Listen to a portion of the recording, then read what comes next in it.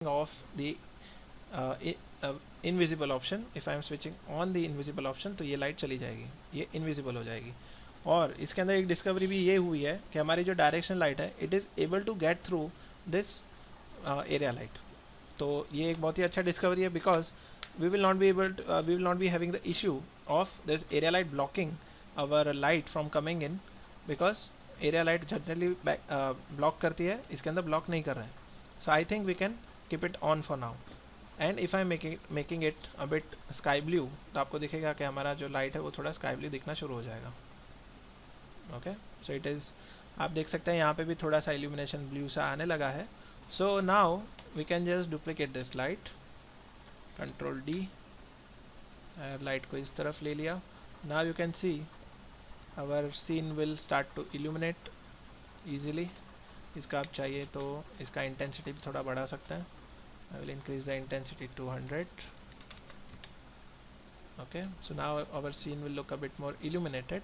And जो last यहाँ पे पार्ट रह जाता है वहाँ पे भी हम डुप्लीकेट करके लाइट लगा देते हैं। Okay, now these lights are too far, तो इस वजह से शायद अपनी इंटेंसिटी इतनी ज़्यादा नहीं दिख रही है। सो व्यू पोर्ट में एडजस्ट करने से ये इशू होता है that you are not able to actually figure out where your light is going. So I think we should keep it like this. Okay, तो देखिए अभी हमें पता चला कि वो लाइट एक्चुअली हमारी डायरेक्शन लाइट को भी ब्लॉक करी है, क्योंकि जैसे ही मैंने लाइट को अपनी जगह पे रखा है, I am sorry, now I am just rectifying my mistake, that directional light VRay की वजह से ब्लॉक हो रही है। So unless and until we make this area light visible, ये डायरेक्शन लाइट अंदर नहीं आ पाएगी। So this is a correction I must say I am making right now, that in order to see the directional light along with the VRay area light we must make it invisible, तभी जाके अपना जो direction light है, जो sunlight है, वो window के through आके रूम के अंदर आ पाएगा। So I am just rectifying my earlier claim कि वो इशू नहीं हो रहा है, बट एक्चुअली ये इशू हो रहा है। So let us keep it that way. Now I think I should increase the direction light का जो इंटेंसिटी उसको थोड़ा मैं बढ़ा देता हूँ, ताकि वो थोड़ा हॉट दिखे। जनरली आफ्टरनून में जो सन होता है वो हॉट होता है और उस वजह से ज़्यादा वाइटिश होता है। तो यही चीज़, ये जो एरिया लाइट्स है उसको मैं डुप्लीकेट करके ये वाले विंडो पे भी लगा देता हूँ। Okay, so now our zoom looks quite illuminated. Okay, so this is our room with the skylight. मुझे लग रहा है कि हमें और एक दो एरिया लाइट इस तरफ लगानी पड़ेगी, ताकि अपना जो डोर है वो भी कवर हो जाए, because there must be some light that is coming through the door inside of this room.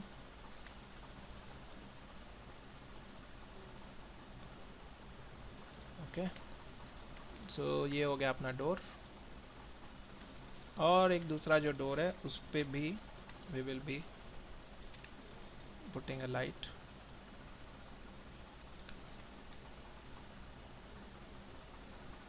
Okay, so now this happens to be a standard scene using one directional light and a couple of area lights, जिससे कि आपका जो room है काफ़ी हद तक illuminated लग रहा है। नाउ अगर आपको लगे कि इसके पीछे आपको कोई बैकग्राउंड लगाना है, so it is quite easy. All you have to do is, maybe I don't have that plane with me, लेकिन अगर मैं इसको एनवायरनमेंट को ओवरराइड करूँ, सो ओवरराइड करने के बाद आई can just select any of these options to make it bright.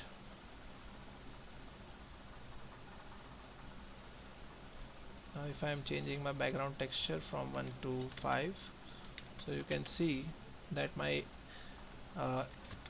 environment is visible. ये सिर्फ प्लेन मटेरियल है। ना ये सिर्फ मैं फ़िलहाल आपको दिखा रहा हूँ कि आप इसके अंदर जाके जो है you can change its saturation if you want. लेकिन अगर आपको ये ना करना हो तो आप इसके पीछे कोई इमेज भी लगा सकते हैं of any backgrounds using any texture और something, you can easily do that. So using override you are most welcome to change its background color जो भी एक्सटीरियर का है. So you can do this.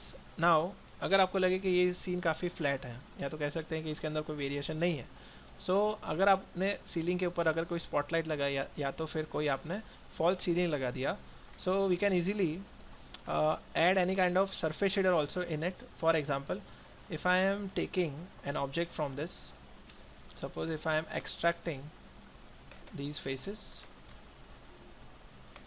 and making a duplicate out of it, edit mesh,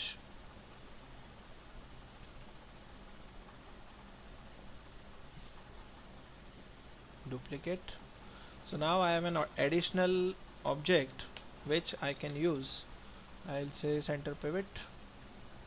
Now this is an additional plane जिसको मैं बीच में से इनके कुछ faces को delete कर दूंगा. I'll just isolate it for now. Faces.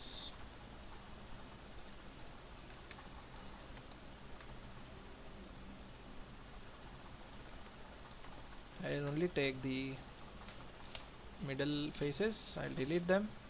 Now these might be used. ये जो faces है उसको मैं फिर से extrude करके थोड़ा सा thickness दे दूंगा. I'll give it some kind of thickness by extruding the face. Now this will be the shelf on which one of my lights will come. And suppose if I am making a duplicate of this, and then this particular object I can use it for a false ceiling. Okay, this black object that you are seeing, it will be used for a false ceiling. So currently if you see, I have this false ceiling with me. I'll just select a region so that you can see it happening very quickly. Okay, so अगर मैं इसके ऊपर वाला जो object है उसको मैं चाहूँगा कि let us take it down a bit, थोड़ा सा नीचे ले लेते हैं, और इसका जो ये पतला सा ऑब्जेक्ट है जिसको के हमें फॉल सीलिंग का एक लाइट बनाना है, वो भी हम इसको थोड़ा सा नीचे ले लेते हैं. Now if I am using this object to be converted into a mesh light, all I have to do is just select this object and click on this button. तो आप देखेंगे कि ये एक मैश लाइट के अंदर convert हो गया है, और इस मैश लाइट को आप देखेंगे VRay mesh light properties. Now in 3D Max I generally use an RGB combination of 255, 125 and 47. Now let me see if that RGB combination works in this light also properly. RGB 125, 255, 125, 47. So you can see this particular yellow shade you might be able to see in working in the other areas also. जब आप किसी interior के अंदर देखते हैं तो काफ़ी हद तक इसी टाइप का येलो टिंच मिलता है. तो अगर मैं इसका इंटेंसिटी थोड़ा बढ़ाता हूँ, so you can see that it is showing us quite a natural looking light coming out from this particular cove, you can say. I have already shown you the cove lighting option, जो कि real life में हमने interior के samples देखे थे. सो आप देख सकते हैं कि काफ़ी हद तक ये फॉल सीलिंग की तरह काम कर रहा है. और अगर आपको लगे कि आपको फ़िलहाल क्वालिटी नहीं चाहिए, आपको सिर्फ इल्यूमिनेशन देखना है, so if you click on this, आप अगर इस आइकन को क्लिक करेंगे तो आपका जो रेंडर है वो काफ़ी फास्ट होगा, लेकिन थोड़ा क्वालिटी आपको रिड्यूस हो जाएगा. But this will give you a fair idea कि किस तरह से आपका लाइटिंग आ रहा है. अगर आप इस फॉल सीलिंग को थोड़ा सा नीचे करेंगे तो आपका जो फॉल ऑफ है वो काफ़ी हद तक बढ़ जाएगा. जैसे आपका ये फॉल ऑफ काफ़ी लंबा हो जाएगा. सो जितना आपका गैप रहेगा आपके सीलिंग और इसके साथ, उतना ही आपका फॉल ऑफ जो है वो काफ़ी ज़्यादा दिखेगा, because the light is able to spread more. तो ये आपका हो गया फॉल सीलिंग जिसको आपने कन्वर्ट कर दिया. एंड अगर मुझे लगे कि इस कॉर्नर्स के अंदर स्पॉटलाइट्स होनी चाहिए, तो assuming that you have a few spotlights on these corners, तो what I can do is I can just create one IES light. ये जो IES लाइट है इसको मैंने यहाँ पे कन्वर्ट कर दिया. And generally as soon as you make an IES light, आपको ये सर्कल सा दिखेगा. Now this circle happens to be the area from with the light is coming. So currently ये फेसिंग साइडवेज है, तो इसको हमें पहले तो रोटेट करके नीचे की तरफ कर देना है. Otherwise you will apply the IES light, लेकिन आपको ऐसा दिखेगा नहीं कि वो नीचे की तरफ गिर रहा है. तो आप इसको पहले रोटेट करके नीचे की तरफ कर दीजिए, facing downwards, and then you can place it wherever you like. Now if I am putting it over this side, now this can be the place where a spotlight might come. तो मैं फ़िलहाल एक ही light को लगाऊंगा यहाँ पे, and I will see the output. फ़िलहाल if you see nothing will come, यहाँ पे कुछ खास दिखेगा नहीं क्योंकि यहाँ पे इंटेंसिटी भी कम है। अगर मैं इंटेंसिटी बढ़ा भी देता हूँ तो भी कोई फ़र्क नहीं